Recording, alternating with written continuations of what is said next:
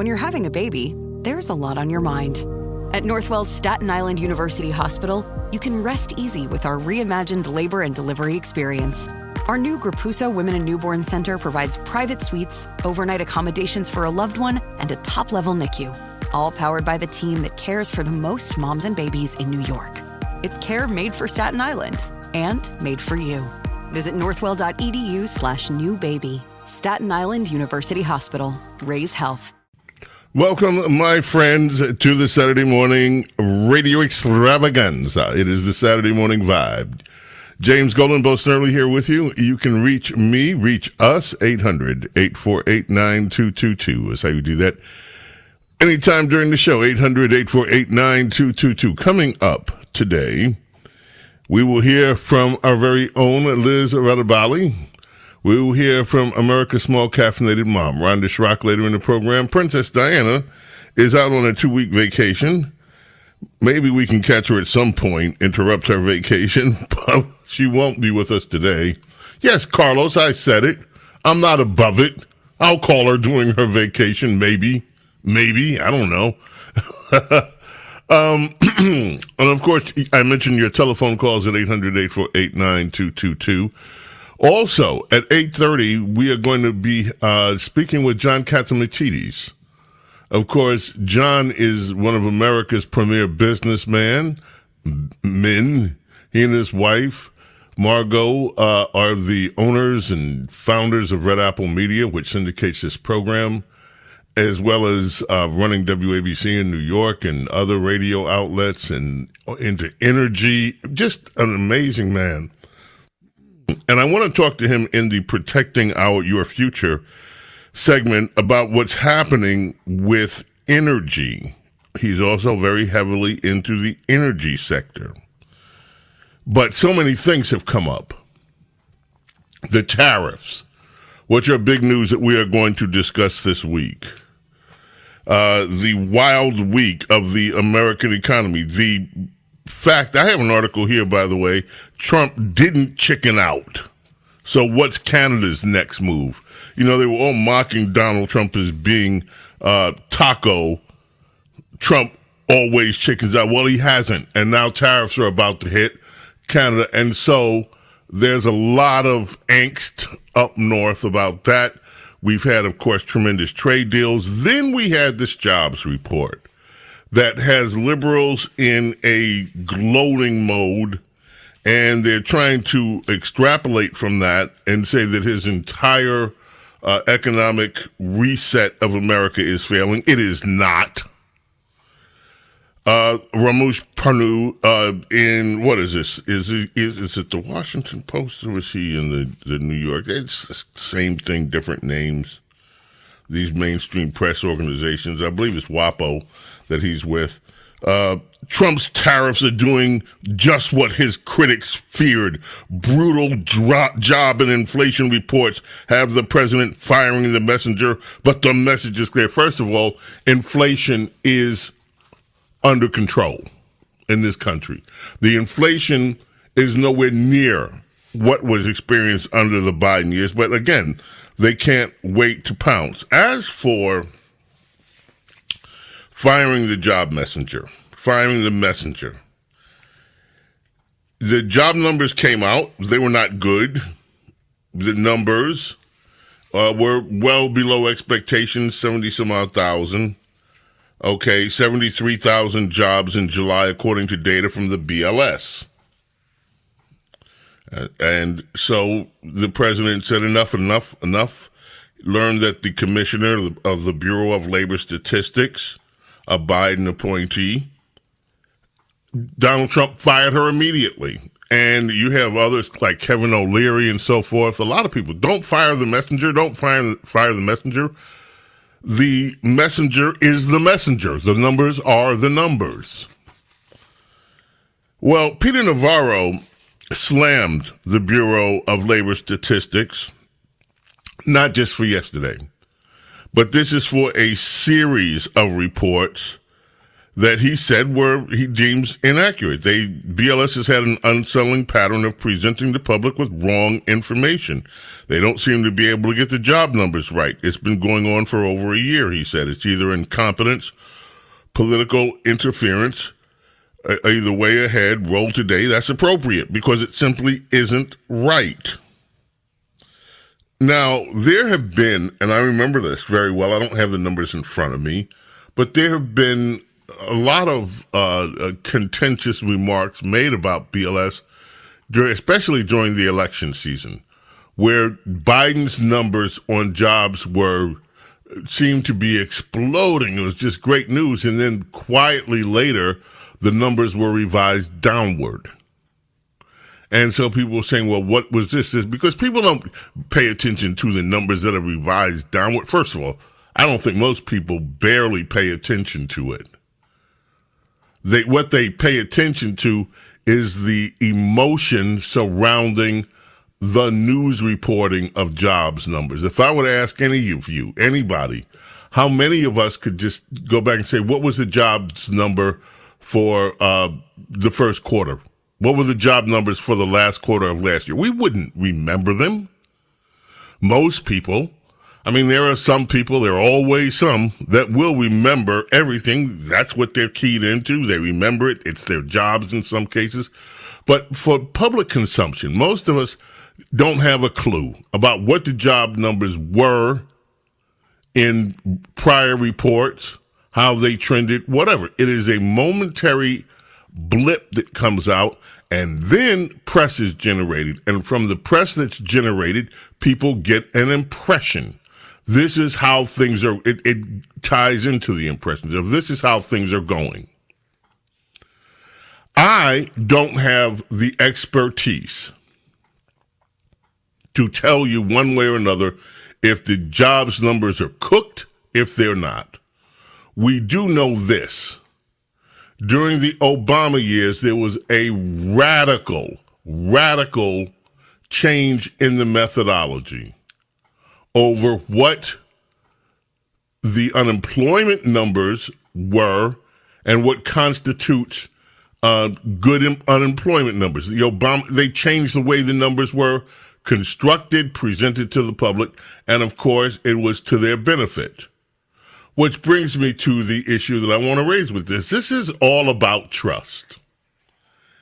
It's about trust. Do you trust your government to tell you the truth? To tell you when things are going bad, to tell you when things are going well. And I think most of us have a severe lack of trust. And that is what Donald Trump demonstrated by removing the Biden official. And by the way, it is his prerogative to do so. I'm not mad at him for doing it. I'm also not going to try to cast aspersions on the woman that was running it. Her name is McIntyre.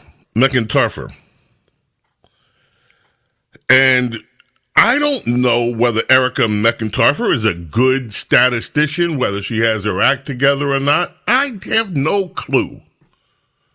I don't know whether what has happened in the past 2 years, year two, is political or is not political. But when it comes to trust, I know I don't trust government numbers to be accurate, regardless of who's in office. Because everything has become political. And I think if there's anything that we need as a country is, I mean, we hear all the time about the polarization that goes on and how deeply things are polarized. And I think it's a shame in a way that our deep state has become so political and that there seems to be very little honor left in civil service. And I don't mean to disparage people that are working in government and doing their best job regardless of who's in office. I'm not trying to disparage anybody. But there have been so many political hacks and that it is hard for the American people to trust what comes from their government. I don't care who's in office. when you have numbers that come out now, most of us that have been reporting on this stuff for decades and decades, there's a doubt for many of us whether the numbers are accurate. Why? Because everything has become political. Because when you look at the way the DOJ was corrupted politically, and by the way, Republicans did not do that. But when you look at the way the DOJ was corrupted politically, it makes it hard to believe a lot of the things that come from a corrupted DOJ. You look at cases that they go after, cases that they don't. You look at the way that they enforce in ways that they don't. Look at what happened with Education Department. Entirely corrupted. And you get this bastardization of rules and regulations like Title IX, which was supposed to benefit women and girls in school so that they can excel in sports. And look at the way that was corrupted. So that it then becomes the latest tool in the ideological tool set of the left when it comes to transgenderism. You look at other ways that the government has what you used to be able to think was at least just straight, no politics, and everything has become political. Look at the way that the Justice Department Civil Rights Office just swung total radical left instead of making sense. And what has been the result of all of this? A lack of confidence in the way that government does their job. So, these employees, they do serve at the pleasure of the president, period. Now, this Bureau of Labor Statistics position requires, I believe, a Senate confirmation. She was confirmed by the Senate, so it has to be one of the positions that does require a Senate confirmation. But look, that whole thing has been politicized. People used to set aside, some people anyway, in the Senate used to set aside their politics to just vote on the merit, whether it was on the courts or not. Look at the way the courts have been corrupted politically. And it's out in the open now. I heard either Chuck Schumer or one of those this week talking about the progressives that are on the court. We appointed a lot of progressives, and they'll stand up against. Well, that wasn't the purpose of the judiciary. The purpose was to actually follow the law of the country, and that seems to have been forgotten. So there's a great deal of work remaining before we ever, and I hope this country will, get back to the position where we can trust the numbers, where we can trust that whoever is in office serving in civil service capacities actually puts the law first ahead of their political ideologies. We're not at that place now. So I'm not mad at Trump for deciding that he didn't trust these numbers. Understandable to me. I have no way of knowing whether this woman did a great job or not. I'm not trying to disparage her. I have no way of knowing. She could be the best statistician in the world.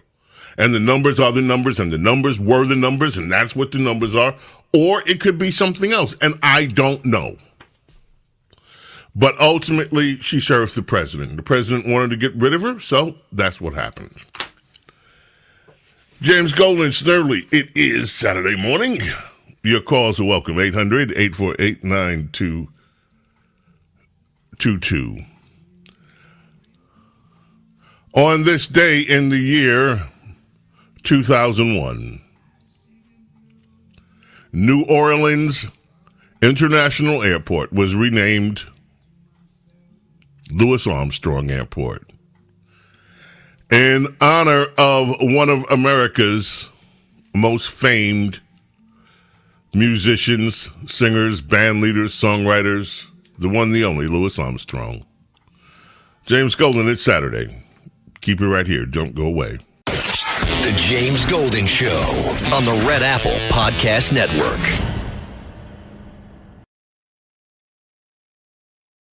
The James Golden Show. Entertaining and informative on the Red Apple Podcast Network.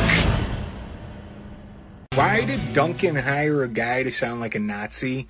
What the You sell donuts and coffee. Why are you hiring a Nazi? Like, I don't know what you're doing. America runs on Dunkin'. No, Dunkin' runs on New England. And New England, when's the last time we voted red? What are you doing? What are you doing? Idiots? I'm deleting the app. You. I can find donuts elsewhere. My friends, over Dunkin'. This has been a week. Blue jeans and coffee. Who's this, Carlos? This is my boy, Ed Sheeran, which today he broke the YouTube's record when his Divide tour became the best, the biggest, and most attended and highest grossing of all time tour. Yeah, well, I'm so happy for you and Ed Sheeran. I'm happy for him too. Have you seen that Dunkin' Donut ad that guy was complaining about calling him a Nazi? I've seen that. I've seen the jeans thing. People are worrying about the wrong stuff right now. All right. Kelvin, have you seen the Dunkin'? Kelvin's busy right now screening the... Kelvin, have you seen that Dunkin' Donuts ad? Still waiting for a response. Yes, I have. And were you offended by it? No, I was not offended. I was inspired. Inspired? Whoa! Whoa! Okay, the blue jeans ad for Eagle. Now you got this thing. Folks, we're going to take a break pretty soon, but when we get back, I'm going to play the ad. Because I keep trying to figure out why everybody's, well, not everybody, most people are not, but why so many people are so ticked off like this guy. And it seems to be... New England is Dunkin'. I got news for you, pal, up in New England. Dunkin's all over the freaking country. It's not New England. You can go anywhere in the country and find Dunkin' and Charbucks and the rest of it. But I'm trying to figure out why are people so ticked off at this guy? He's young. He's got like a six-pack look going on, curly hair. He's a good-looking guy. And therein, I think, lies the problem. We'll be back. Whatever you do, don't go away. The James Golden Show on the Red Apple Podcast Network.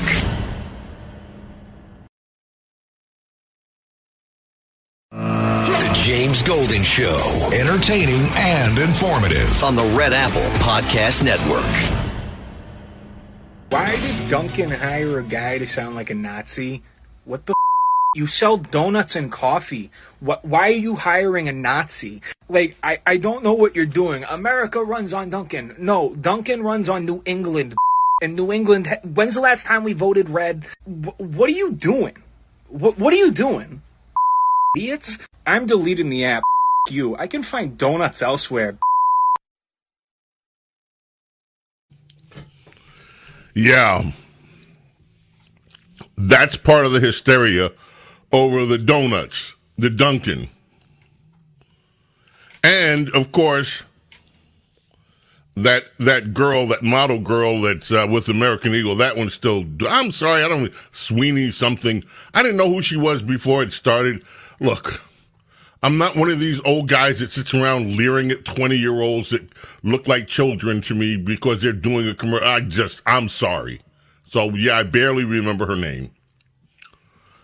Anyway, the Eagles were at number one on this day in 1975, one of these nights. Their second number one single, it went number one over across the pond, too. It was their first number one there. Well, no, it didn't go to number one. It only went to number 23 on their charts. But here it was number one. Difference in taste, you see. Okay, so you heard the guy. We played him twice, this liberal guy. They hired a Nazi. Dunkin' runs on New England. No, they don't. The Dunkin' Donuts brand is a nationwide brand. But you heard it, and we're a blue state. Like, what does that have to do with coffee or anything else? So I guess Dunkin's only supposed to sell to Democrats. This is what I mean. This nonsense. Everything's so politically charged. It's insane. If you have not heard the ad, this is what has everybody upset. Now, let me explain. This guy, you know, he is a good-looking kid.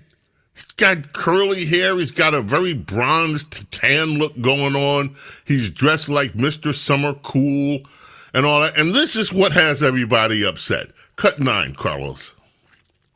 Look, I didn't ask to be the king of summer. It just kind of happened. This tan? Genetics. I just got my color analysis back. Guess what? Golden summer. Literally. I can't help it. Every time I drink a Dunkin' Golden Hour refresher, it's like the sun just finds me. So if sipping these refreshers makes me the king of summer, guilty as charged. That's it. That's it. I'm tanned. Oh, yeah, the genes, I got to, and I'm drinking this golden thing, and whenever I find the sun finds me, I'm all golden, blah, blah, blah. What is the big effing deal? So what?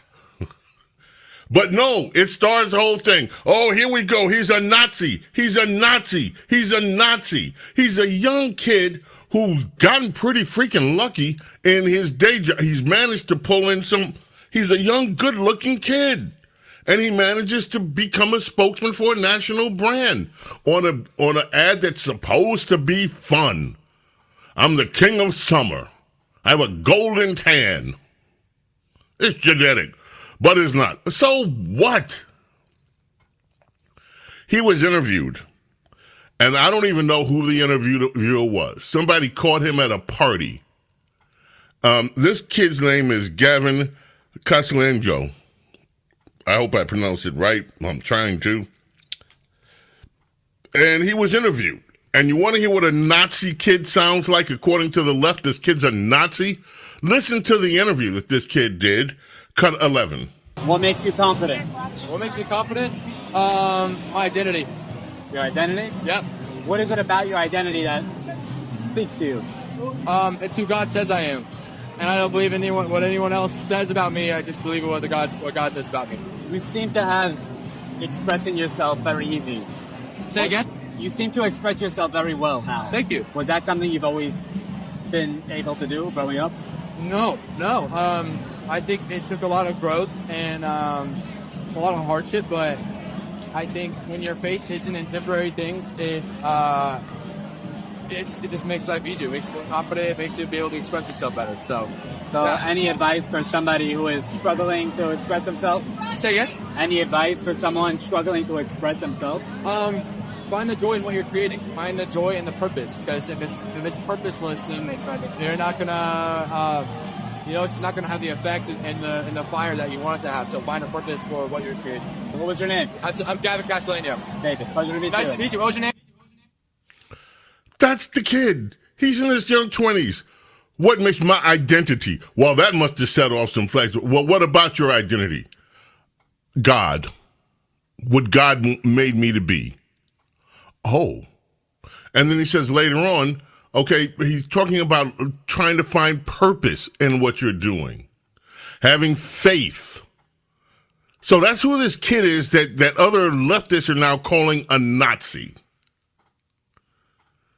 Believes in God, believes in trying to find a purpose in his work in his life. He's young. And hopefully he'll have a great life ahead. I mean, why? Why is everyone ripping themselves up to shreds with these kids doing commercials? Because they mention the word genes. Like we all don't have genes, one way or another.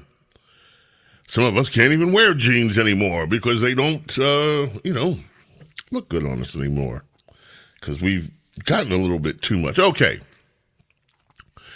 Any comments, please, 800-848-9222, but we'll move on from that.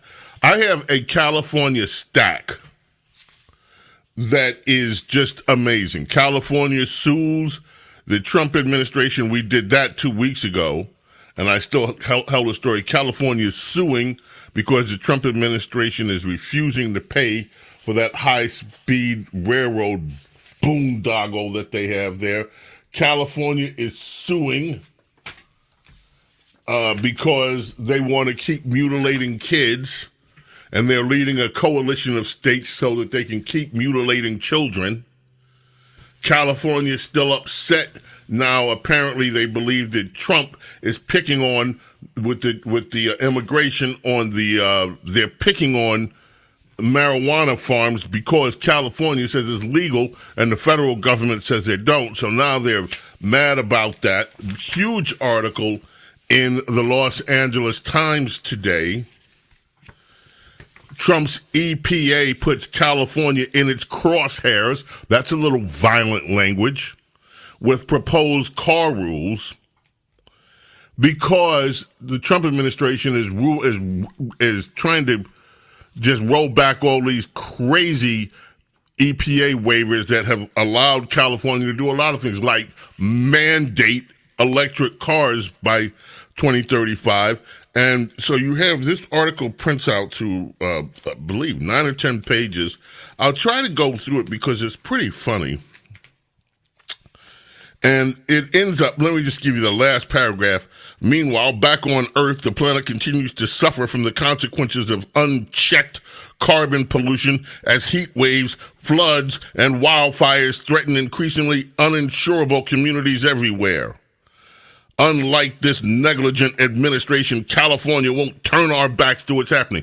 California has been negligent, which is why some of the things that are affecting with just nature do there, and they have no. And one of the things that Trump is pointing out, all this reliance on electric cars is harming their electric grid. That's one of the things I want to talk with John Katz-Matisse about in the next hour. What's with energy and all that? So, California, other states suing Trump administration over the bill defunding Planned Parenthood. So they want to abort the babies and make sure that they can abort as many babies as possible in the womb. And then when they escape the womb, they want to sue so that they'll be able to keep mutilating the children. That's your Democrat Party. Let's kill as many as we can in the womb. When they get out of the womb, let's mutilate as many as we can, and they're going to sue for the right to do so. Now, the Ninth Circuit Court dealt a stinging blow last night to the Trump administration's plans to mass deport, saying they can't do these, what do they call them? Roving patrols.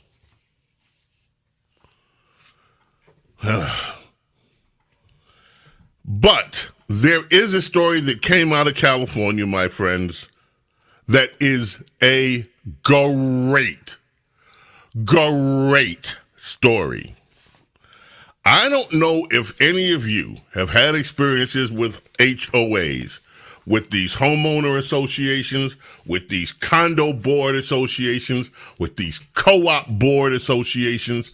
I don't know whether any of you people have had to deal with HOAs and these little petty tyrants that think they have power over, that do have had a lot of power over the way that you, after buying a property, after putting up your hard money, earned money for a property, that sit there and dictate to you what you can do with your property, how you can manage your property, because they know better than you what's best for your property, even though they haven't spent a penny or the hard work in buying a property. So, from Los Angeles, the LA Times, the story was published yesterday. To me, this is huge. And if you are in a position to make things happen in your own community, in your own state legislatures, you want to pay attention to this.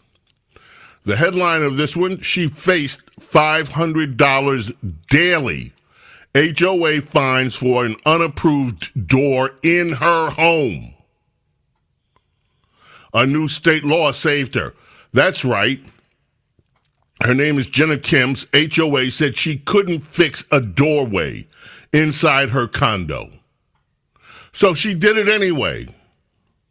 She figured it was fine. After all, the doorway was completely inside of her home.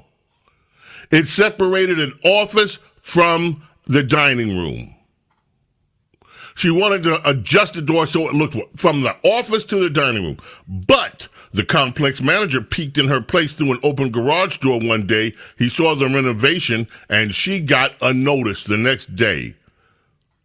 The cost of non-compliance, a single $100 fine at first, but then $3,500 a week, $500 a day, if she didn't change the doorway back until she changed it. That's right, $500 a day she would have to pay in fines because she dared to put up a freaking doorway in her own home. But July 1st, the GASM actually did something worthwhile. Gavin Newsom signed Assembly Bill 130 into law. With the stroke of a pen, her fee for defiance was capped at $100. It's a game changer. Kim said for years, HOAs have been able to bend the entire community to their wills. Now, what is this? The HOA was part of a Senate bill, but then it got, somehow or another, this thing got snuck in without many people noticing. The industry is in shock. What happens is the bill caps fines. The law now caps HOA fines at $100 per violation unless you're dealing with health or safety issues. So what are the implications? You want to paint your house the color that the HOA disapproves of? Well, go ahead. You just pay the $100 fine. You want to put up a skeleton on your front yard, in your front yard for Halloween, HOA says you can't do it, or a flag or whatever, or your campaign flags, HOA says you can't do it. Okay, you got to pay those tyrants $100, but that's it. They can't keep fining you indefinitely. The bill also bans interest and late fees on violations. It prohibits HOAs from disciplining homeowners as long as they address the violations before it gets to the hearing stage. It allows homeowners to request internal dispute resolution if they don't agree with the HOA board's findings at hearing. This is a massive win for homeowners sick and tired of these tyrants that run HOA.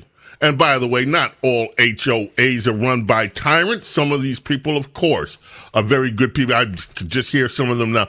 I'm not a tyrant. If it weren't for us, our community would be down the tubes. It's supposed to protect the property. Yes, yes, yes.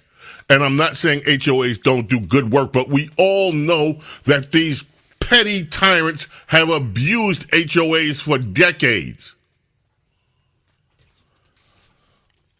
So the industry is in shock. One of the guys that says, Danny Peters, an attorney with the Tinley Law Group who practices HOA law, they got lawyers just set up to practice HOA law, says her firm, Diane, her name is, Diane Peters, was tracking a different bill, but she says to the industry, it's a shock. Everybody's scrambling to get a handle on this. Peter said nobody likes paying fines, but she claims, well, she noted that fines aren't a money-making tool for HOAs. That's a lot of garbage, in my humble opinion. And then the lawyers, I can tell you a thing about that.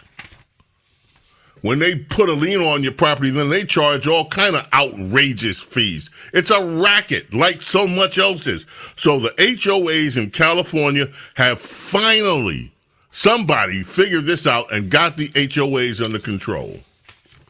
I don't know if that can happen in any other states, but I think that there ought to be, you talk about something that overdue, people should jump on this.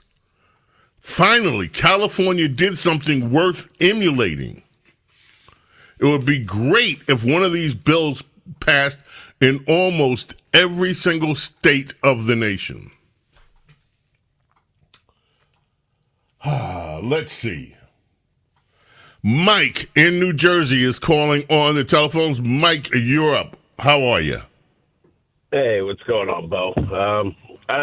I really am getting sick and tired of these Democrats picking commercials and calling people Nazis. These are the same people who allow terrorists and terrorist sympathizers on college campuses, and when Trump tries to deport them, they do everything in their power to keep them here.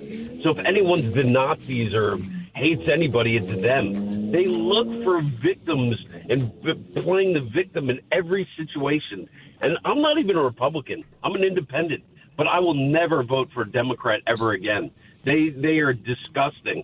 All they do is gaslight people and change the words around to make them the victim and the good guy, and they're not. Wow. Mike, you said a mouthful there. I hear exactly what you're saying. Thank you so much for the call. Appreciate it. James Golden, it is a Saturday morning extravaganza. Hope you're enjoying our Saturday morning vibe. Oh, I know what this is. You know what this is. You were dancing to it just the other year. The Macarena. Los Del Rio starts a 14-week.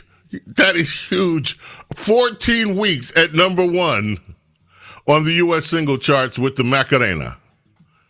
The year was 1996. One of the greatest dance songs of all time. James Golden, Snerdley. Keep it right here. Don't go away. Zelma Davis, singer with the CNC Music Factory, has a birthday today, 1991. This one goes all the way to the top here in the States.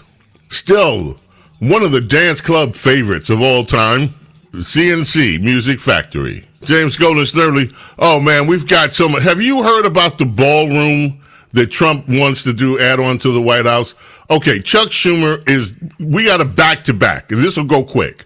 Cut one, Chuck Schumer and other Democrats whining about it, and then, right from the press conference, Caroline Leavitt. Here's even something more confounding. Some breaking news. Just now, the White House announced construction of a $200 million White House ballroom that will begin in September. A $200 million ballroom. Where'd this money come from? Did Congress appropriate it? I don't think so. It's almost like Doge was never about waste at all. President Trump and other donors have generously committed to donating the funds necessary to build this approximately $200 million structure. Where'd the money come from? It sounds like Doge wasn't. The money was never coming from taxpayers. Chuck you. So, the proper response to Chuck you is Chuck you, Schumer. He act like Doge was never here. He's not the only one. We've got so many talkers that are complaining about the $200 million ballroom, which will be for future presidents, including Democrat ones. We got to go. Hour number uno in the can. Hour number duo coming up with Lizzie. So whatever you do, stay here. Do not go away. The James Golden Show on the Red Apple Podcast Network.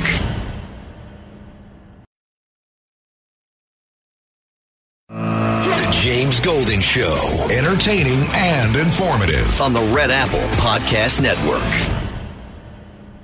Welcome, my friends. Your Saturday morning radio extravaganza, the Saturday morning vibe. Our number duo is here. Hope you're enjoying your coffee, whatever brand it is. I got a text from Lady Benedict. She said, Dunkin' doesn't taste racist. Well, honey, are you having it black or are you... Never mind. Ladies and gentlemen, it is time for us to check in with Red Apple Media star anchorette. She is the voice of her generation. She is the voice for the oppressed workers of America, the oppressed and downtrodden younger people who feel that life isn't cutting them a fair break. She is our go-to, our very own Lizzie Radabali. Lizzie, good morning. Good morning, Bo, and united we rise. Yes, workers of the world, stand up. Yeah, stand up and go to your job interviews, because if you don't, in Ohio, something could happen. Oh, you know, I see worker in the headline, and I say, oh, this is a story for me. What's the deal? So over in Ohio, one state legislator is trying to put forth a House bill that would create an online registry of any applicants who do not show up to their job interviews, and they do not show up, they don't call, they don't say where they are. So that is kind of an effort to, they say, protect employers and also state unemployment services, because notably you cannot apply for state unemployment in Ohio if you, have skipped a job interview or ghosted any previous employers. You're not allowed to do that. And there already is a system in place for employers to report these no-shows online, but it does take a few steps, so they're trying to now streamline the process. But now, of course, it's sparking a debate. 90%. Wait! You say it's sparking a debate. What's there to debate about? Well, another state lawmaker notably said that like I mentioned, there already is a system in place for them to do this, and creating this like widespread sweeping system is opportunity for, possible errors and, people getting on this. There's a quote from this story that says there was a study that employers reported as many as 90% of applicants skipping interviews. And now I just want to call baloney on that right away. Oh, okay. I'm calling baloney. You're calling baloney. I'm calling baloney on 90% of applicants skipping interviews. So I previously, one of my, odd jobs that I worked before I found myself at the news desk, I actually worked at a therapy office for a bit, and I was like the office manager there, and I was responsible for hiring some therapists there, and I had to do interviews with these therapists and interview them for these jobs, different clinicians, and there were some occasional, I would make some cold calls to applications we receive online, and there were some people who didn't answer, and I always thought, like, well, that's weird. Like, if you're applying for a job, I keep my phone on the ringer on constantly. If I'm looking for a job, I'm keeping my alerts on. But people just, would completely let the ringer go to voicemail, and I was always shocked by that, but not 90%. Like, that is just... therapists are kind of a specialized job. I also worked in retail, and I could tell you like the same thing goes. I mean, 90%. There were a few. I sure every now and then. What if but it's only 50%? I don't even think it is 50%. Like, that's what if it's only 20%? I think it's even smaller than that. I think it's like 10%. What if it's 20%? Still, what's the problem then? So they won't be so busy. Is that you're open? Like, when this one state lawmaker opened up the point that, you're kind of creating a blacklist for people who have emergencies. If something comes you're making sure that the system isn't fleeced by people who want to collect unemployment and live on the dole, but don't want to actually go to job interviews so that they could get off the dole. But there already is a system in place, and just tighten it up. And employers just don't want to do the extra step. So who's the lazy people here? Is it the employers who don't want to fill out this form online? I should have known. I should have known.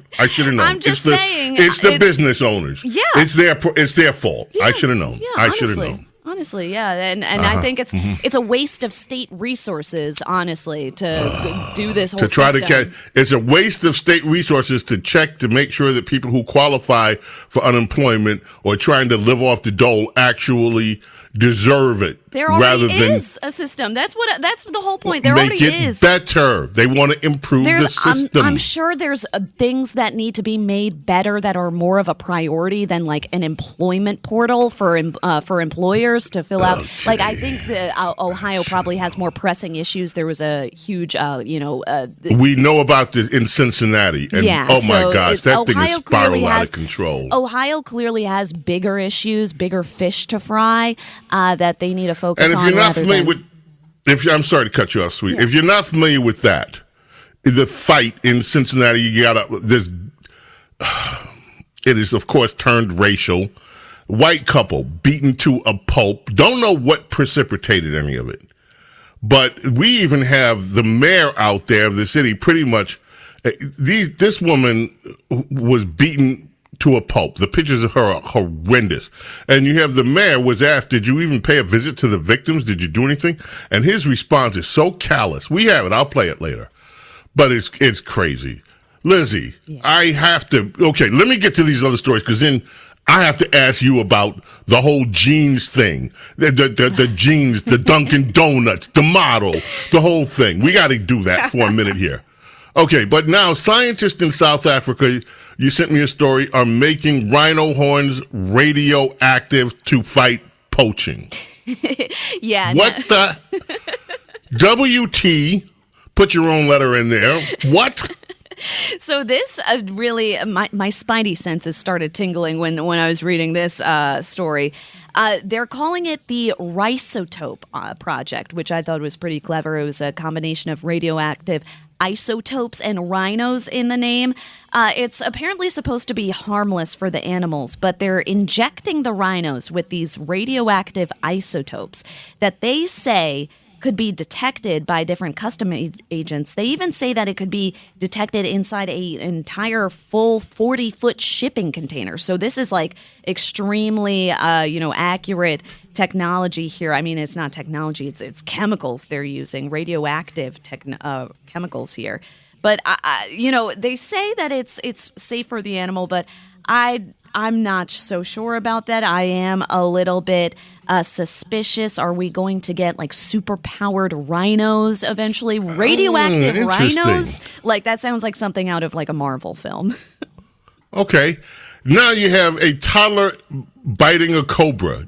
Kid bites snake. Yes, Carlos. You should see the look on Carlos's face with kid bite snake. What happened here? Yeah, so a lot of animal stories in the news this week.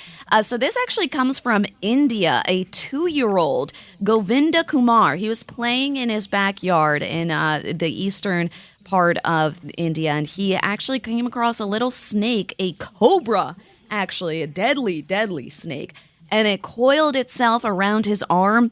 And how did the kid deal with it? Well, this kid's a legend. He bit the head of the snake in his jaw and killed the snake. He actually ended up going unconscious because he ate a bit of the deadly venom that each cobra has. But he lived to tell the tale. And I mean, honestly, is this kid like not have the story of a lifetime forever that he bit? That's a great story. Luckily, the cobra died, but he was fine. He was treated at the hospital. They gave him anti-allergy medicine, and he was sent on his way. Lovely. Now, there's the world's oldest baby. How do you become the world's oldest baby? That is by becoming a frozen embryo back in the 90s. A couple was doing IVF, in vitro fertilization, to try to have a baby back in 1994. And they ended up getting 4 embryos, fertilized embryos. And that actually did result in one child, a 30-year-old woman who's actually a mother herself to a 10-year-old kid. But there were 3 embryos left, and the couple got divorced. The woman held custody of those embryos, and she ended up adopting out the embryos. That's a process you could do. You could choose the family who you get the embryo. And she found a family who she wanted, she thought it would raise a good home for the embryo. And, it really begs the question, how really old is this baby? I mean, you can't even say like, oh, you weren't even a thought back then, if you're talking about the past, because that baby's been around since 1994. Goodness. That's amazing. Now, Lizzie, I need you to stay there. When we get back, I want to briefly touch on some of these. The jeans thing. We'll be back. James Golden, Snerdley, Lizzie is here in the house. Super freak. James Golden, keep it right here. Saturday morning continues. The James Golden Show on the Red Apple Podcast Network.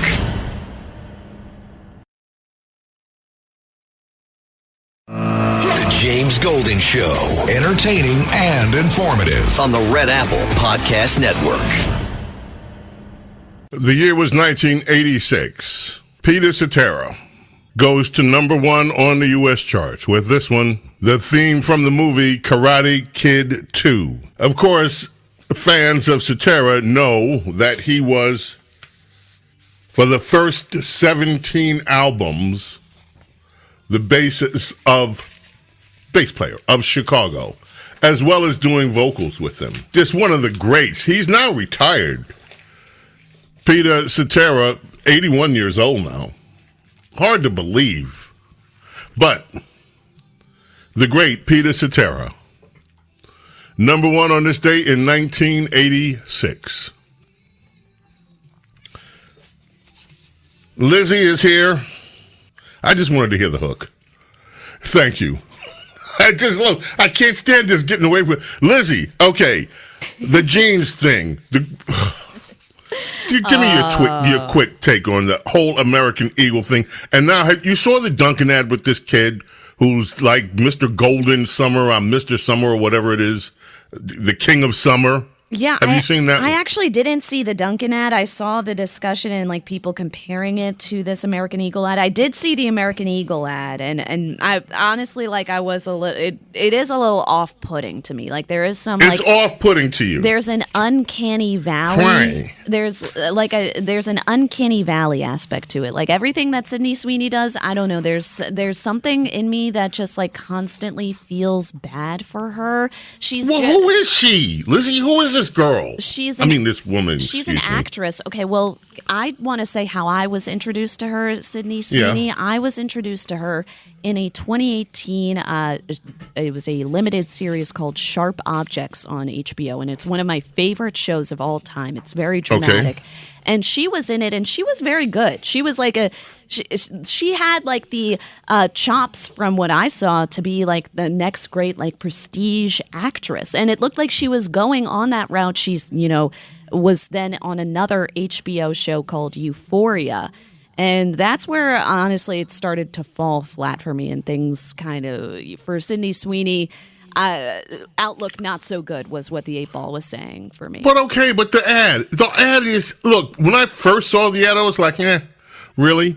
But I didn't why blow it up like this? Why make it racial and it's Nazi and eugenics and really? Well, for one, it's summer and the news cycle is always slow in the summer. People need something Not like here. this to. No, I mean it is.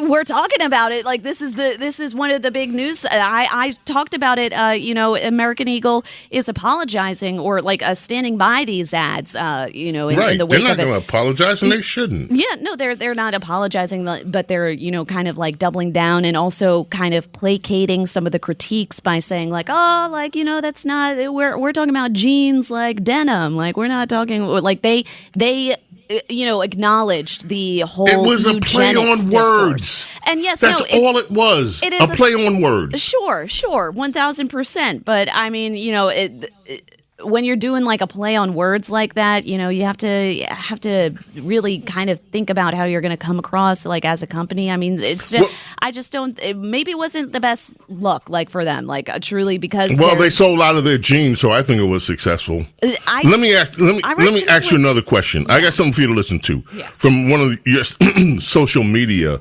in your generation. Cut 22, Carlos. I want to know what you think about this young lady and her. This is all spawned from this American Eagle thing. And I'll say it because I don't care. If I'm watching TV, movies, I want to see attractive people, okay? Girls is one of my favorite shows of all time, but I don't want to watch Lena Dunham having sex with people. if we have to watch that, I want it to be an attractive, straight couple, okay? So does, like, 90% of America. If I'm seeing makeup, I want it to be on a beautiful woman. If I'm seeing lingerie, beautiful fit woman. If I'm seeing clothes, I want it to be on a model.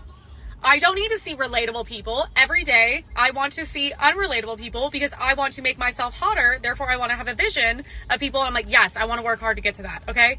No one wants to see overweight, unattractive people do anything. That's why we have TLC.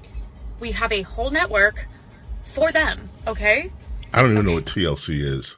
Oh, that's the Learning Channel. That's the Learning Channel. I'm very well versed. That's where you catch programs like My 600-Pound Life, My Feet Are Killing Me. That's the one where, or my skin, or like My Skin Is Killing Me. Dr. Pimple Popper. That's the one. I saw an episode of that show. I couldn't watch the whole thing. Yes, that's all on the Learning Channel. By the way. All right, Lizzie. Have we reached the point now where we are just paying too much attention on the way people look? I mean, that's been that way for time immemorial.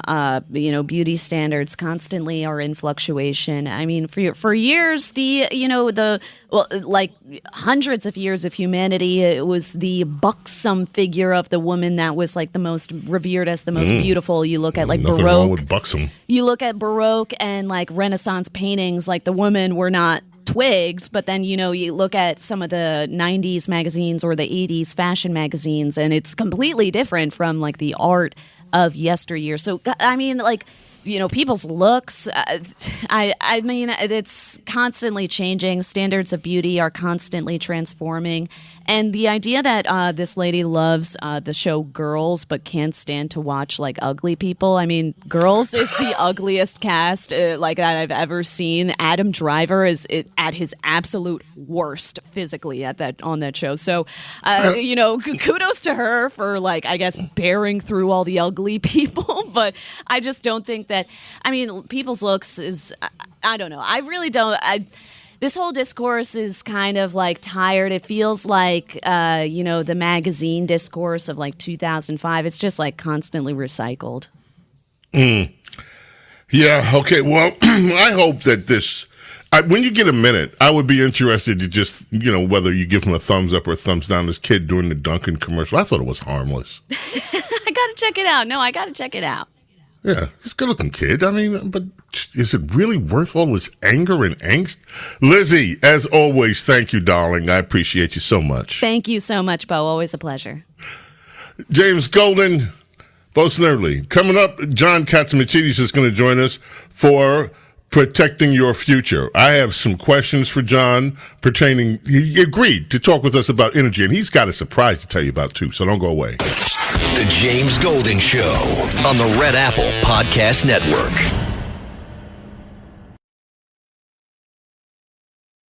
The James Golden Show, entertaining and informative on the Red Apple Podcast Network.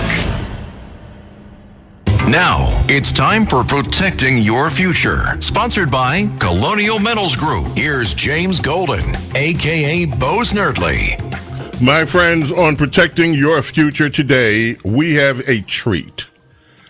If there is one man, and there are many across the country, but if there is a man, and his family, by the way, who embody the American dream, it is John Catsimatidis. John is a self-made man. And there are self-made men and women, like I said, across this country. But you look at his career, incredible career, not just in the grocery business, in the energy sector, in the media sector. He has accomplished so much with what he came to this country with. He's an amazing. And, of course, he and his wife, Margot, the founders of Red Apple Media, WABC in New York. John, what a pleasure that you're joining us for Protect Your Future this morning. Well, I always listen to you on Saturday morning. You let us wake up and look at the sunshine and say, we're glad we're alive. And that's what Saturday mornings are, and that's what Sunday mornings are. John, first of all, you don't sleep. You send me articles sometimes at 3 a.m. It's like, when do you sleep? You don't sleep. But wow, it's incredible. I gotta ask you, you had dinner last night with somebody, John. Who did you have dinner with? Me and Margot had dinner with the President of the United States down in Bedminster.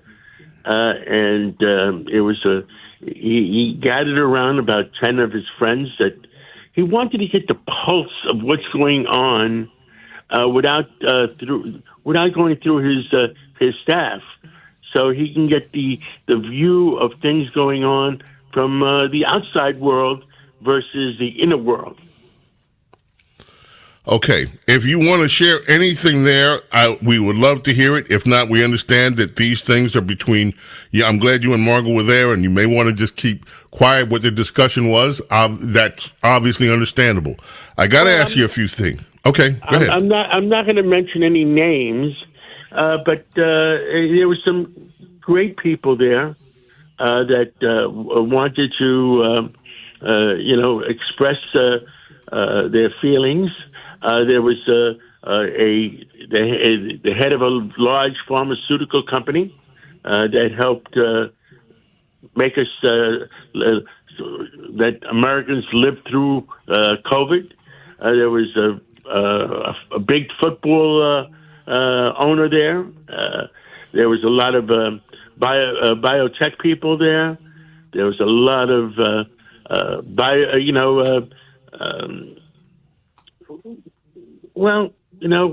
doctors there that may have cures for very important things in our society. So he had a whole spectrum of people. I see. Man, it's about 10 people. That's amazing. John, when we texted with each other last week, I asked you, would you speak to energy and come and tell us a little bit of energy? Now, part of the president's trade deal, now that is successful with the European Union, calls for the EU to purchase $750 billion worth of energy from the United States of America, and that will help Europe wean itself away from being under the thumb of Russia. And Russia has used the energy that they send to the European Union as a leverage point to extract what they want out of the European Union. Talk to us about energy right now. How important is the domestic energy part, and of course exporting now United States energy, a part of Trump's agenda, and what are you forecasting for this future period of the next 2, 3, 4 years ahead?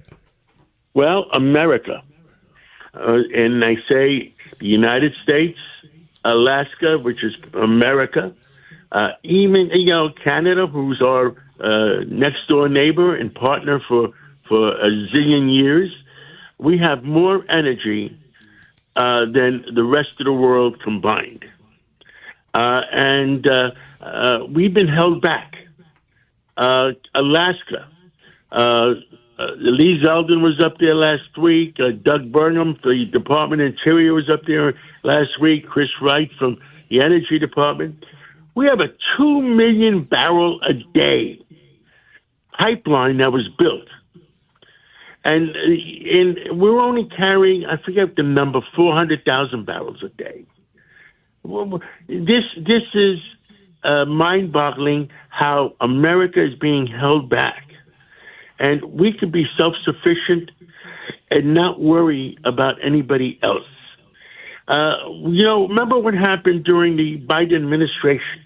We had, under Trump, up to January 2020, when he had to give up the seat, oil was $55 a barrel. President Biden, I want to give the respect to the presidency of the United States, shut down the new pipeline that was being built, made energy the enemy of the people, made oil the enemy of the people. And what happened? The price of oil went from $55 to $100, as high as 120 at one point. And Russia, who produces 10 million barrels a day, and Iran, all the OPEC nations became richer again. Iran was only producing 400,000 barrels a day. All of a sudden, and they were poor. They were broke. All of a sudden, the Biden administration allowed them to produce 3 million barrels a day. And they sold all their oil to China. And guess what? Iran made so much money that they had money to throw away. We made Iran rich again. And what did they do with the money? Well, they gave it to Hamas. They paid Hamas to attack Israel. They gave it to Hezbollah. They gave it to Houthis that closed down the Suez Canal. They gave it to terrorists. I mean, you can't make this up. I mean, we made those countries rich again. I forget the exact number. At 10 million barrels a day, Russia was broke. We made them one of the wealthiest countries again. And what did they use the money for? Well, they used the money to attack the Ukraine. I mean, bro, you can't make this up. And it is horrible. It is horrible. We talked about energy independence. We talked about how he instructed Lee Zeldin and Doug Burgum and the Energy Secretary Chris Wright to make sure the next generation of energy is SMR, small nuclear reactors, small modular reactors. Okay. This is something that you talked to me about almost 2 years ago now. It blew my mind then, and people, and I don't think have a clue. When you hear what Trump administration and the Trump administration has been saying, they want to aggressively pursue nuclear energy. Please explain to people what this technology is that you're talking about, John. It's existing technology that's been used in United States and world submarines for the last 60 years safely, and used in United States aircraft carriers. You take those nuclear small nuclear reactors, small, and guess what? You convert them for land use, and the new name they're using is small. Instead of small nuclear reactors, they're saying small modular reactors. So they're the same technology that has propelled our submarines and aircraft carriers safely for the last 60 years. And they can take a community of 500,000 people, a community of 1 million people, and you can adjust it. And how small is it? Well, it's in a submarine, so you can imagine how small it is. Wow. And it's not going to happen tomorrow morning, but it'll start to convert over the next 10 to 20 years. Wow. So would you view now as energy as a sector that people should be looking at not only for the transformational change that it could have on our lives, but also as a key area of investment? Look, John, I don't want to get too political with this. I just want to stay with policy. There was an effort underway to make quote unquote fossil fuels, oil, gas, which the world has plenty of, even coal, all of these natural resources, to turn them into something evil politically, to ban them, to stop them. Never mind that the electric vehicles that California, for instance, is promoting with such ferocity, you need fossil fuels because you have to charge them with electricity. And the best way to make the electricity so far has been using fossil fuels. So it's kind of it's sort of an illusion that a scam that we don't need fossil fuels on this planet. But is this still a viable area for Americans to look at, not just in terms of policy, but in terms of investment into the energy sector? We should use every kind of energy that brings down the costs to the American consumer. One of the problems we're having, I'm here in Long Island today, like I'm on weekends and in the Long Island, on the Long Island beach. And the windmills, President Trump hates windmills. Everybody hates windmills. They want to put windmills on the beaches of Long Island. And what they do, besides destroying the fisheries on Long Island, besides killing the whales on Long Island, what do? They create electricity that's going to cost Long Island people 400% more than it's costing them now. Because we're making, guess what? The foreign companies that are building these windmills, we're making them rich again. They're going to be building the windmills. The present people in the state Senate, the state assembly, that have authorized this. But what? They're not going to be in office when the windmills go into effect, and when your electric bill goes from $200 a month to $800 a month. So wow. This is the biggest scam in the world. Wow. Mr. Katzimatidis, I have a question for you, sir. I have I got a note in text while you were speaking about the small modular reactors. People want to know some of the companies that are involved in this, if you have any, or if you can share that information.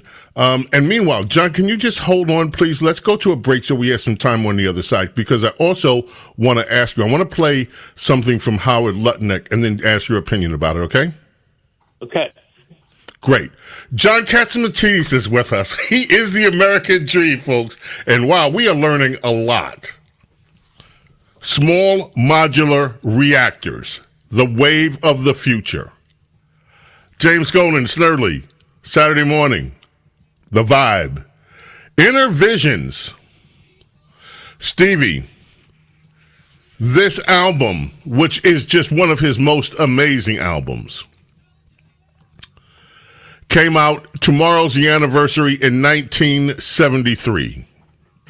It was his 16th studio album. Stay right here. Don't go away. The James Golden Show on the Red Apple Podcast Network.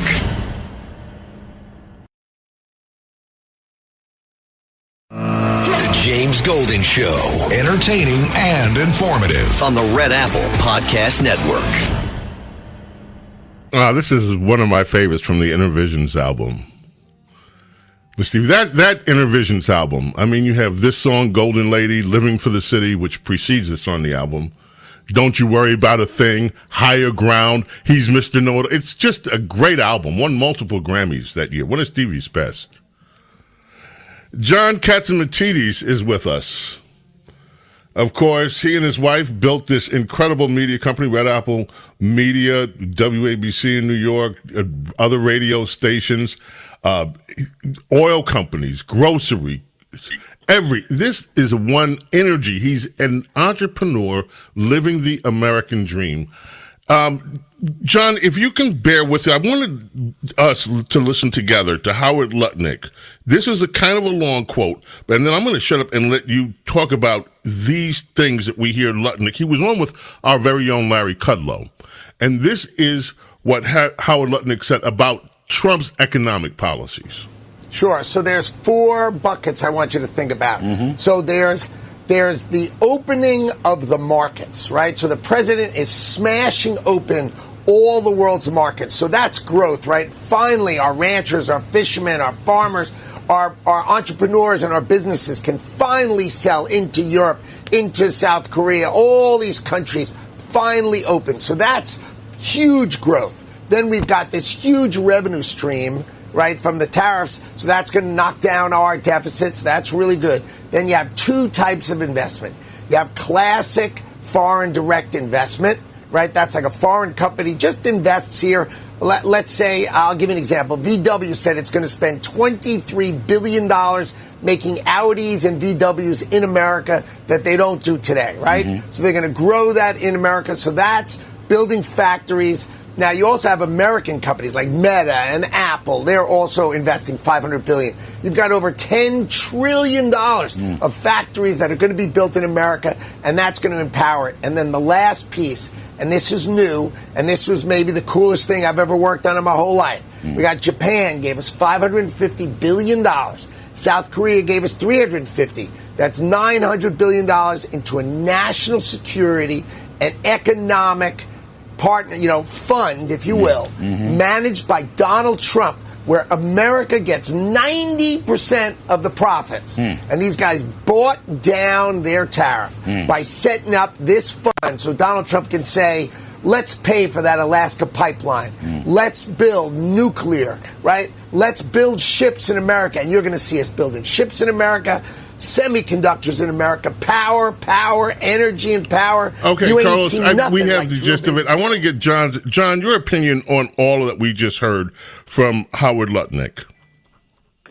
Well, Donald Trump, President Trump, who made $1 zillion on his own, for his own company, for his own family, is now working hard to make $1 zillion for America.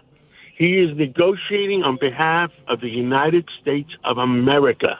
And guess what? He is winning. And all Americans are winning.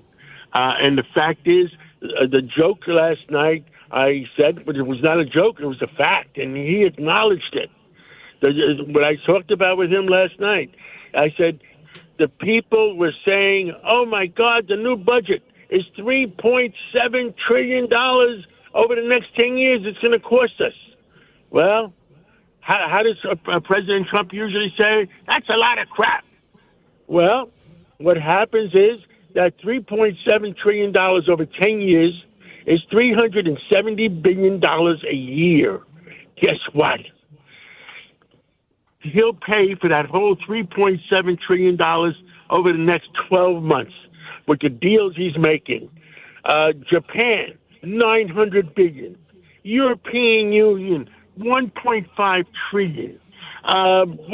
Vietnam? $400 billion.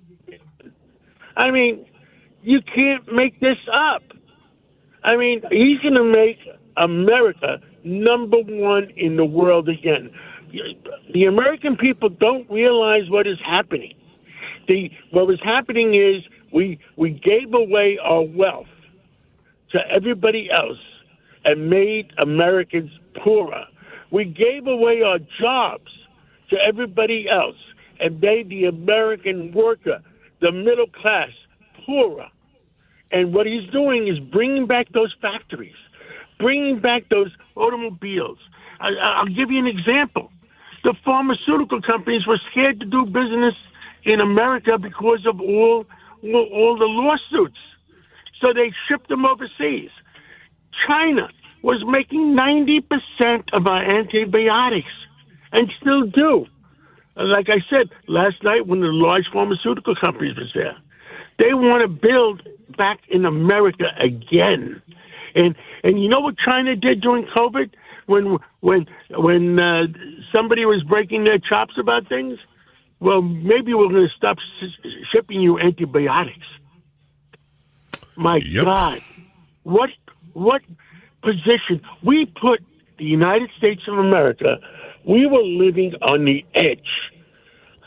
I know when I spoke to the president last night, look what's happening. The drugs that were coming in, killing 100,000 Americans a day, not a year, 100,000. And where were they coming from? The Chinese gangs giving them to the Mexican gangs that brought them into America. You can't make it up. John, this has been an incredible half an hour. Will you please join us again in the near future? Absolutely. Saturday mornings is a great time to get things off your chest. Wonderful. Thank you so much. John Katzimatidis with us. James Golden, Snerdley, our number duo in the can. Our number trio coming up. Your call's coming up at 800-848-9222. Whatever you do, don't go away. America's Small Caffeinated Mom will be here as well. So whatever you do, keep it right here. The James Golden Show on the Red Apple Podcast Network.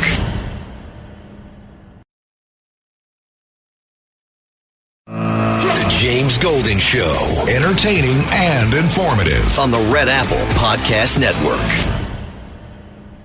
Hour number 3 is underway. Our number trio.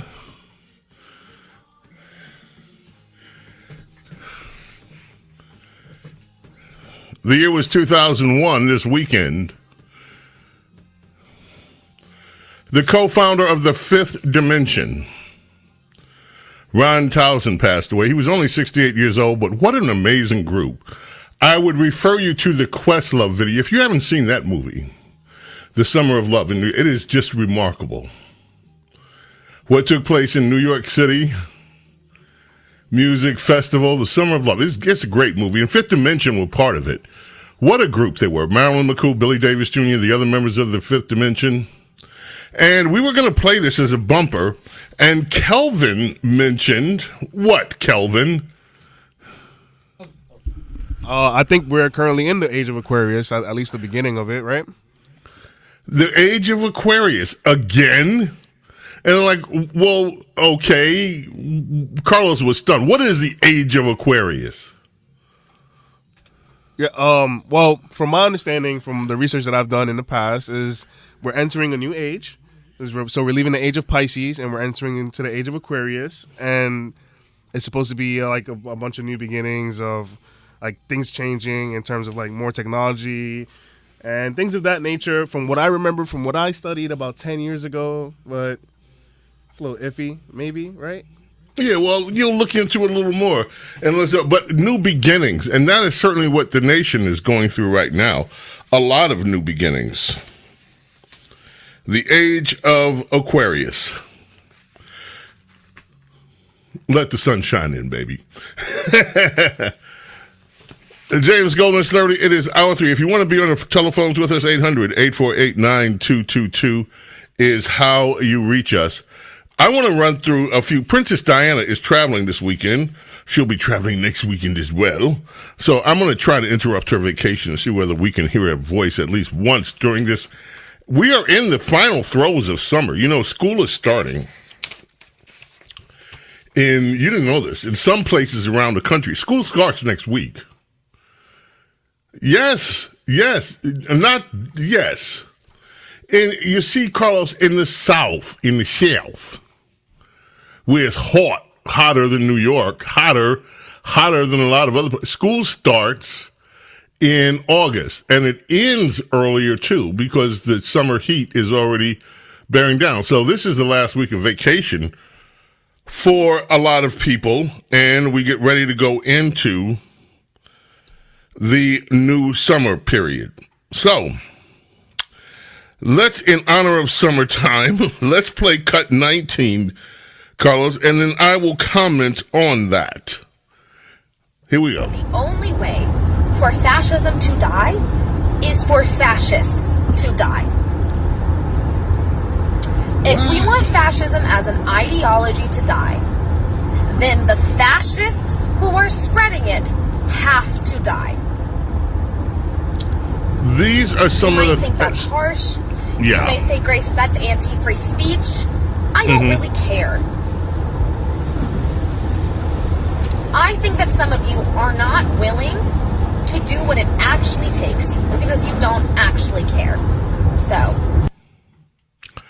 So, again, you have people on the left promising or urging the death of other people that they deem to be fascist. Okay? Now... Sorry, I played the wrong one. I understand. We're going to play 19 again, and this is another one. Yeah, hi. I was promised a recession. Yeah. Yeah, I was promised by summer of 2025, which is this year, and it's summer, that the world would just be a disaster and we would all be broke and eggs would be $30 and gas would be unobtainable. And none of that is happening. Oh, it's because you guys don't know what the you're talking about. Oh, right. Yep, you heard it here first. Actually, you heard this stuff back in April. We didn't actually hear it here first, but let me tell you something.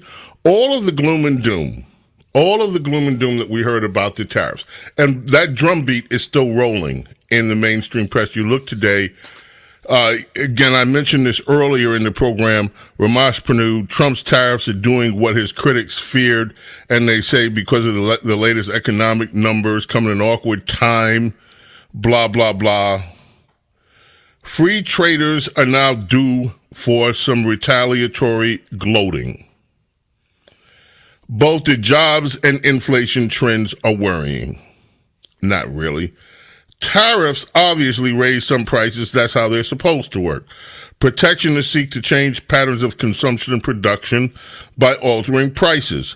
Tariffs make imported steel more expensive, so U.S. consumers, including companies that use steel to buy, are going to pay more. There's an article in Daily Mail today about so-called fury.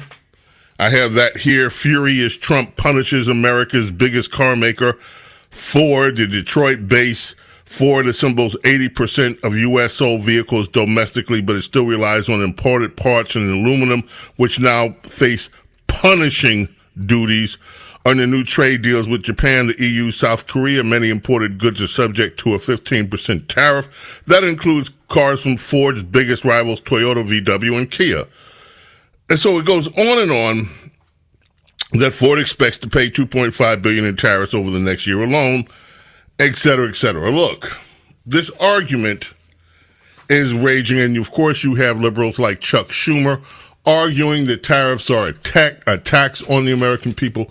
There's one thing that no one seems to mention in any of these articles about how horrible the tariffs are, and that's the benefits of them. What are the benefits? Number one, American manufacturing, making things in America, is going to reduce the impact of tariffs. If you heard Lutnick earlier and you heard John Catsimatidis, one of the things that's happening is that American and other companies that are not American are re-engaging in manufacturing in the United States. And it's true, imported items are going to, in some cases, have raised prices. What's the answer to that? Businesses do not just sit still. They look at the current market conditions, they look at the market conditions, and they do what? They readjust. Part of that readjustment means that instead of shipping American jobs overseas so that they can have cheaper products, now it becomes more tangible for these companies to invest in manufacturing in America. And that is underway too. And that is often not put in these same calculations about how bad and miserable the tariffs are. Manufacturing plants are opening up already in the United States. In fact, I saw something on my Twitter feed, my X feed, about a new aluminum plant that's opening. I don't know whether it was aluminum or steel, but anyway, it was a plant that was previously closed, manufacturing either steel or aluminum, one of the two, and it's reopening, which means what? More jobs, which means that they will be able to avoid tariffs for those people that use products coming from that facility. That is happening as well. What is also not mentioned in this whole tariff discussion is that people have a choice. What happens when you go to the store? If you see something and you don't like the price tag and you look across the aisle, or you look across and you do some comparative shopping and you find something at a better price, you buy the thing with If you decide you want to pay more because of quality, because of certain other factors, you pay more. If you decide that 2-3 products are about equal for your uses, or maybe it's a short-term investment and the price point becomes more, people make decisions. It's freedom. You're not required to buy things that you don't need. You're not required. So there's that element as well. For all of those reasons, and then you had Fareed Zakaria, by the way, Trump's tariffs are undermining the peaceful, prosperous world order. I mentioned this yesterday. There are a lot of companies that have benefited, a lot of countries around the world that have benefited from the United States becoming weaker. This was the whole move toward globalism. Globalism may be hurt, and from what America is doing to readjust our country's economy.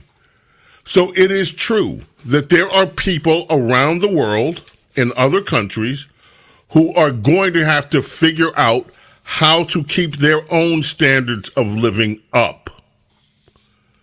Because America is finally addressing our own country and our needs as a country, making sure that we have jobs for our citizens in America instead of shipping them off because we can get lower price labor somewhere at a deal that, by the way, that wasn't helping America. Not only were we losing jobs, but, and I remember Obama talking about this. Obama said there are jobs that are never going to come back to America.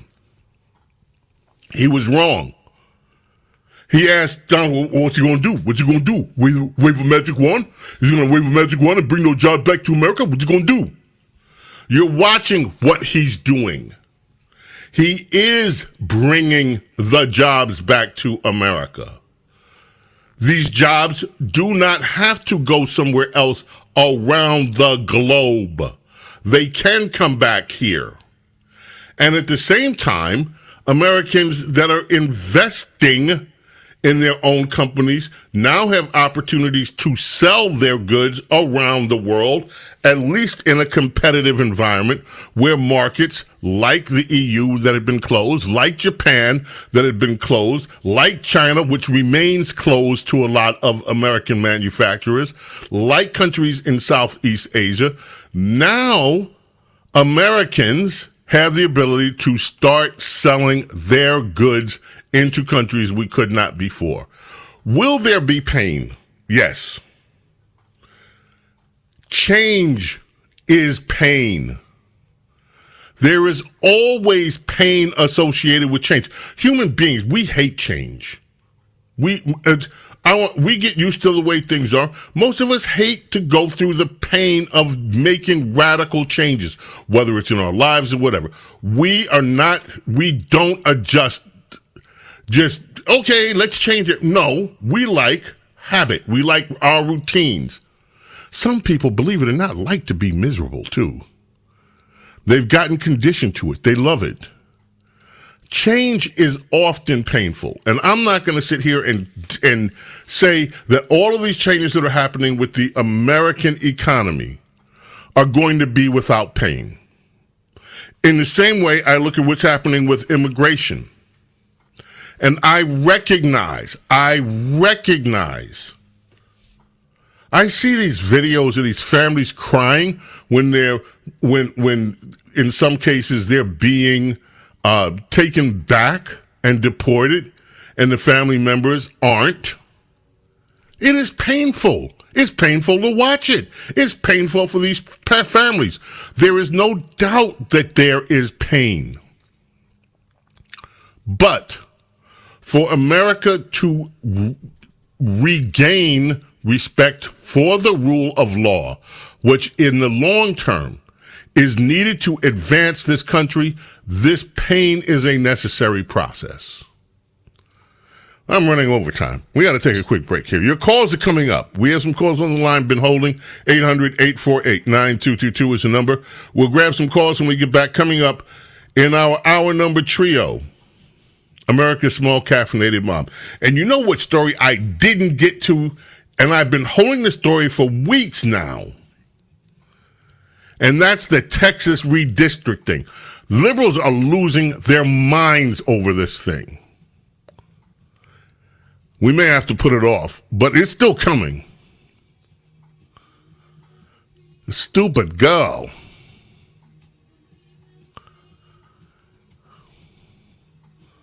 James Golden, Snerdley, the Saturday Morning Vibe continues. Don't go away.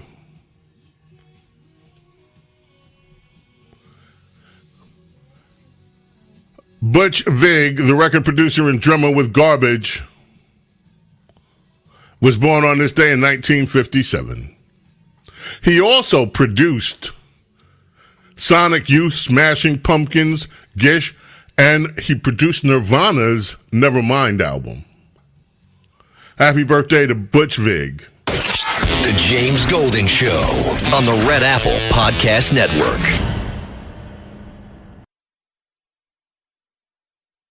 The James Golden Show, entertaining and informative on the Red Apple Podcast Network. 1963 was the year the Beach Boys released Surfer Girl. It went to the top 10 on the U.S. charts. Sometimes Brian Wilson referred to Surfer Girl as his first original composition, but some of his high school buddies said that, he had been writing numerous songs before Surfer Girl. Maybe this was the first one that made it big. His first girlfriend was the inspiration for the song.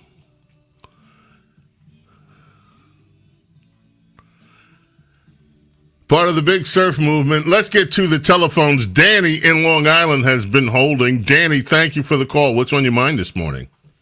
Good morning, Bo. Sorry if I'm out of breath. I was just power walking to keep myself alive. But listen, thanks to you, I am now had to lie to my wife the other day, and I'll explain why. I found a nice soft spot at the gym at 4 o'clock where not too many people there. I can get in and out, do what I want to do. And now all of a sudden at 4 o'clock, I'm sitting in the car listening to Bo for an extra 20 minutes. So what used to take me an hour and 10 minutes, now I'm gone for an hour and 40 minutes. And I said to my wife, well, it was a little more crowded today. I had to wait for certain machines. So, time well spent, however. Listen, what's on my mind this morning is that the deep state will never stop trying to stop Trump. And this woman at the Labor Department who so badly botched the labor statistics last time, it cannot be an accident. She didn't miss it by anything. She so overestimated the amount of jobs that we had in May and April that Powell had an excuse not to cut interest rates. Because if the real numbers would have come out, then he would have been forced to act. And if they had any integrity now, they would call an emergency meeting and immediately cut the interest rates, because they did that in 2008. They did that after COVID. You don't have to wait till the September meeting. This woman needs to be under oath as to how she got these numbers, because she was so massively off. It wasn't a mistake, in my opinion. Well, as I mentioned during the first hour, and I hear what you're saying, I am reticent to say whether somebody's manipulating numbers or not, because I frankly don't know. I do know that she serves at the behest of the president, and that's enough for me. If the president doesn't have confidence in her numbers, he has every right to change her out. And that's where it begins and ends. And Donald Trump didn't, and she's gone. Now, I don't want to cast aspersions on the woman. Maybe she didn't botch it. But I know this, the numbers have been revised very often. And Peter Navarro and others are saying, look, we got to do better than this. So I appreciate the call. Thank you so much, Danny. Folks, keep it right here. More of your calls coming up, and America's Small Caffeinated Mom. The James Golden Show on the Red Apple Podcast Network.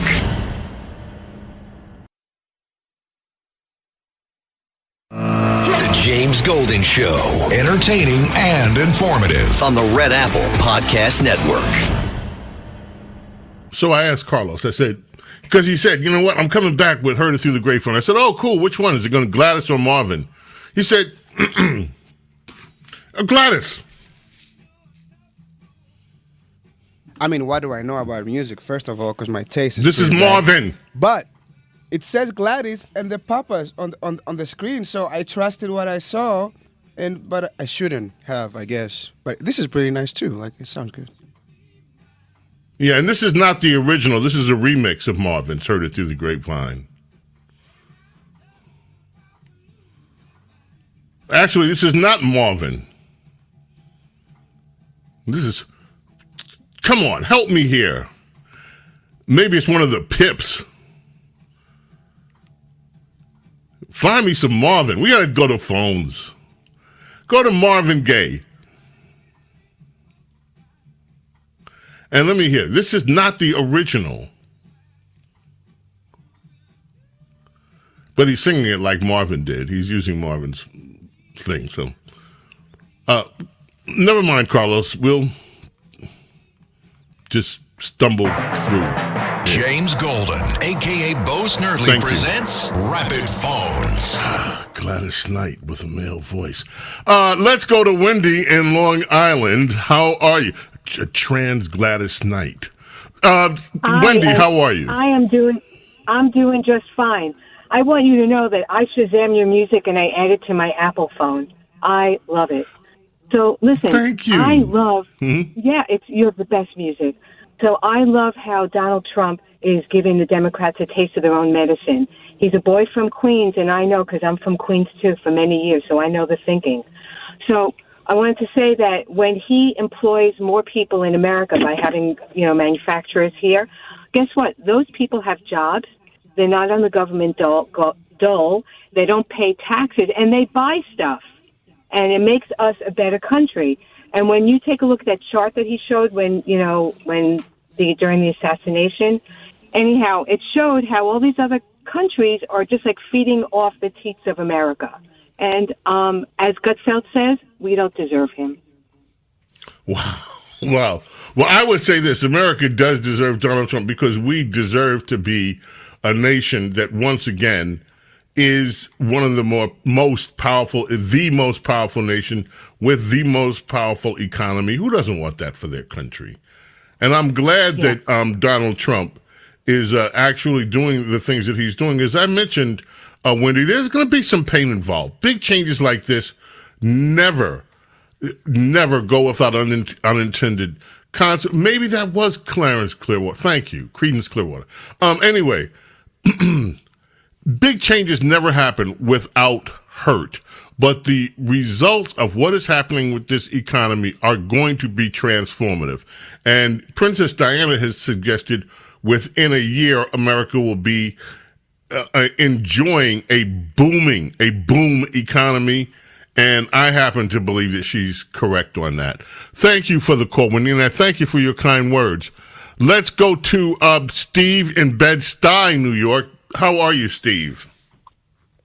Good morning, James. I want to talk about energy, and the best vehicle for us does not have a petroleum fuel tank that pollutes, does not have a lithium battery that can explode, is very heavy. It runs off the third rail. It has regenerative braking. It's called the MTA subway. That's our future, that type of vehicle. The MTA subways don't go to all parts of the country that's a New York energy source. And by the way, how are you going to keep them pumped out when rain happens these days because the subways are flooding? How are you going to keep the criminals off them? It makes no good to have an efficient rail system if people have to take their lives in their hands when they get on it. But I hear what you're saying, Steve. You're a proponent of mass transit, and you like the idea of subways. I like the idea of the bumper car that uses a DC motor. I like the idea that if we had plenty of electricity, we could then take water and separate it with electrolysis and use that to travel off-grid. Every welding school now has gotten rid of their oxyacetylene and plugs their welder in the wall, pours in a quart of water in the mortar, and it separates it into hydrogen and oxygen. They burn, they cut, stunning. They weld. Whoa, stop. You're going too fast. That is amazing. And I love that. Look, can I tell you something that may surprise you? I love the idea of high-speed trains. I still have taken the train long distances as opposed to driving. Okay? But here's the thing. If anybody that's taken Amtrak over the last decades or two, Joe Biden, big fan, Amtrak is dilapidated. If you look at America's trains and you compare them to the trains in other parts of the world, be it Japan, be it Germany, be it across Europe, Eastern Europe, Western Europe, particularly, our train, and so you look at this, you say, okay, high-speed trains. Look what they did in California. They spent all that money, not one inch of track laid, $17 billion later. There's a place for it. I'm not opposed to trains. I love the idea of high-speed trains, but with the current political environment, it's a wasted effort. But Steve, what you're describing is amazing, and I think a lot of people would be open to that. A lot of people are not opposed to new energy sources or refiguring out energy sources. What they are opposed to is wasting money. So, Steve, I thank you for the call. Pete, we got to get to you real quick out in Staten Island. How are you? Okay, Bo, great show. And you know what? I found out there's 3 versions of Walk Away Renee. The first one was the Four Tops. The second was Left Bank, which I loved. And the third one is Linda Ronstadt singing the Walk Away Renee. And that is, I like that one the best, tell you the truth. I mean, okay, let me just challenge you on the order. Left Bank was first, Banke. Left Bank, and then the Four Tops did a cover of Left Bank's Walk Away Renee. Walk Away Renee was originally done by the Left Bank. Did you ever hear the Linda Ronstadt one? I didn't, and I'll have to look at it. I'll have to look for it because that sounds very intriguing. You know, Linda Ronstadt. I mean, you listen to her. You listen to her voice, her politics. That's another matter. But the performance that Linda Ronstadt was able to deliver in her prime. What a beautiful, amazing voice. What a great artist she was. I had the pleasure of dating her back in the 70s for a short time.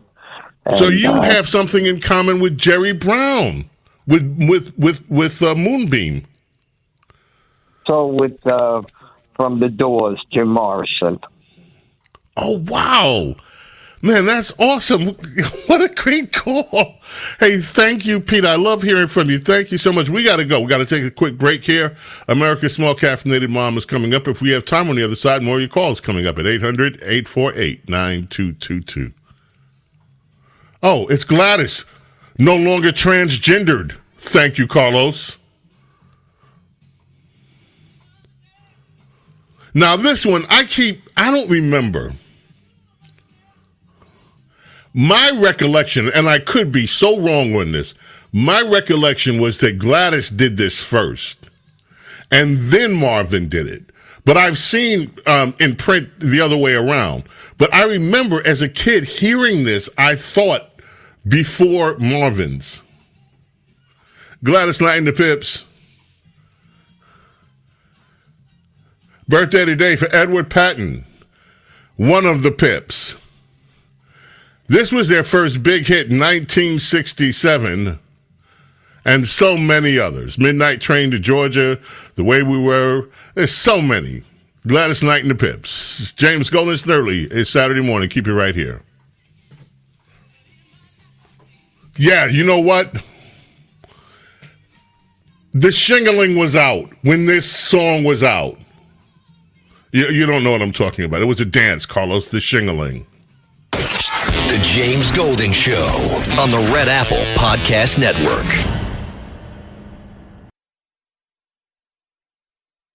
The James Golden Show, entertaining and informative on the Red Apple Podcast Network. It out now. Thank you, everybody that called and said yes. It was Creedence Clearwater Revival that Carlos first played. Thank you. It was. That was the third version. This was indeed the second version. I had it right. I looked it up during. This was released in 1968, Marvin's version of I Heard It Through the Grapevine, which then became the theme song for the Raisinets commercial. Okay? Then, that was years later, afterwards. But the first one that made it a hit was Gladys Knight and the Pips, her version in 1967. I thought I remembered it correctly. Gladys first, then Marvin. Oh, I did. America's small caffeinated mom is with us, one the only Rhonda Schrock. Rhonda, good morning. How are you? Good morning, James. This is my favorite part. Thursdays is writing day. That's when the essay gets written. I do that during the day. I post it, and then Saturday morning, talking to you live about the weekly essay. This is my favorite part. Well, good. I'm glad to hear that. So my favorite part is not only hearing it live, but then getting the reaction from so many people afterwards because, that's beautiful too. So what do you have in mind for us this week, Rhonda? Well, 40 years ago this month, I met my husband. I was 18. We were both 18, actually. We had just graduated from high school. I mean, the ink on our diplomas was barely dry, and we were living in separate states. I had vacation time, and so that summer, I used some vacation time to come up and visit some of my friends. So it just so happened that during my visit here, there were some old-fashioned campground meetings going on at an old-fashioned campground. I mean, the wooden benches, you could just smell that, just the tabernacle, the old buildings. Anyway, I went to these meetings with them, and several rows in front of me sat a dark-haired, blue-eyed young man, and he caught my eye. Well, I had a chance to meet him afterwards, and we just clicked. And 2 years later, almost to the day, we were getting married down on the prairie where the wind blows all the time and it's scorching hot, and we didn't notice any of it because we were in love. Well, 38 years later, next week it will be 38 years since we said our vows on the prairie. The 38 years, James, have evaporated. How does that happen?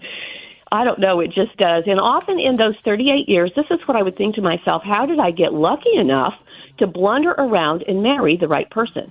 Because I think about how young I was at 18, how naive I was. I mean, we got married a few days after my 20th birthday. We were both 20 when we said our vows. How did I get lucky enough to blunder around and marry the right person? Well, that is one thing I said many times. But the other thing that my husband and I have said over the years is almost nothing has turned out like we thought it would. Yes, almost nothing. You know, when I was a girl, I would read the fairy tales. There was a prince and a princess and a white horse, and they would say their vows, and they would gallop off into the sunset to live happily ever after. You know how it goes. And obviously in a castle that was just inherited, no mortgage, no insurance, no utilities. It was bliss. And then they were, of course, going to produce young princes and princesses, mensa candidates who never fought, self-cleaning, all of that. Well, my prince and I had no inherited castle. We had no white horse. What we did have, actually, was a diesel Oldsmobile about the size and efficiency of a German tank. That was our first car. Little houses, lots of bills, and the princes that began to come they did fight. They were not self-cleaning, and they would eat through our family stores like they were termites. Well, I look back at those years, and I think the days crawled, but the years flew. The days crawled, but the years flew. And so this week, with the 38th anniversary coming up, I decided to reach out to those grown young men now and say, what did you guys learn? What, if anything, did you learn about marriage from watching your dad and I? So they all chimed in. The oldest one said, you purposely spent a lot of time together and went to counseling and stuff, which was true. And eventually you started doing your walks, your date nights, and all of that. And I thought about that, and he was exactly right. When we hit an impasse, we were not too proud to go get help. And that professional help made all the difference in the world, and we never hid it from our children that we were seeking help. We just didn't hide it. We did go out on nightly walks. For many years, we would go out after dinner and we would walk 3 miles down the country road. And that was when we would talk about the day, what had happened at the office, what was happening with the children. We would just debrief. And so they saw that year after year that their dad and I were deliberately spending time together. In the early years, of course, we had no money for babysitters. We couldn't go out anywhere. But as they got older and could begin to take care of themselves, we would go out and get groceries on a Saturday night. That was our one chance to get out. And we didn't care if it was Taco Bell and, the grocery store. We were alone and we were together. And they were at home eating frozen pizza. So everybody was happy, and it was just helpful. It was just that another thin layer of glue that kept the whole thing together. Well, the second son said this: I would say how openly you support each other and how you so rarely let us see you guys fight when we were kids. Life was life, which wasn't always romantic, but I never once questioned whether you and Dad would stay together or whether you loved each other. And then he added this also, how you made it a point to let us know that, a.k.a. kissing in front of us. And he put two vomiting emojis with that. So we could clear a room. We had so much fun with that. If they'd be hanging around, we'd say, guys, if you would leave, Dad and I could make out. Oh, they would turn pale. They would run. We had a few minutes apiece. It was hysterical. But he was right. We were openly affectionate with each other in front of them. We did not fight in front of them. And we had decided we were going to talk about everything. No topic would be off the table. So I can tell you, James, they would come with questions sometimes that would make me turn pale and want to flee the room. But we would stick with them, and in that, we were also laying down thin little layers of glue in our relationships with them. He found security in the fact that we supported each other, we stuck together, and we had a united front. Well, the third one said, marriage is a long process of getting to know one another. That was his observation. And the last, though never the least, he had 2 little nuggets that he handed me. The first one was this: if both people are willing to work on themselves and grow, their relationship will reach uncommon levels of trust and intimacy. This is the teenager whose ink is barely dry on his high school diploma. And the second one that he came up with was this: a strong marital connection will bestow security and peace throughout the rest of the family. Profound. So I texted him back and I said, so helpful, dude. And then, of course, he's the kid who heckles me day and night, never ceasing. And this is what he said: that'll be $5.99 for each. Use them wisely. So I think I'm using his nuggets wisely. So anyway, the truth is that marriage is not easy, but it can be very good. It doesn't fall in your lap. A good, strong marriage doesn't just happen. You don't simply stumble around and, fall into having a good marriage. It takes a lot of commitment and a lot of intention. And for us, it has required a strong faith. And how that looks, my husband prays for me, I pray for him, and we both pray for our children. And they know it. The other thing that has been so powerful, not just in our marriage, but our family, is the use of humor. We laugh all the time. We just have our own unique sort of family humor, and these people are just genuinely hysterical. Nobody can make me laugh quicker than the people that I live with and the people that we raise. That humor is a connector. Shared laughter is a connector, and it strengthens bonds. It also can help keep you from some collisions, because if you can laugh about something afterward, there's a certain kind of repair that happens. And again, it's a natural anesthetic. So when you are funny on the show and then you play your music and stuff, all of that is an anesthetic in the middle of hard news, hard times, hard situations. So while life can never be perfect, whether you're married or single, young or old, it can be so very good when you have love and laughter and you have a family that stays together and grows together. 38 years in, I know that this is true, and I'm so thankful. Wow. So beautiful. Happy anniversary, number one, to you and Grant. I love you both. I love your family. Thank you for being part of my family, Yes. Rhonda. We love you so much, all of us.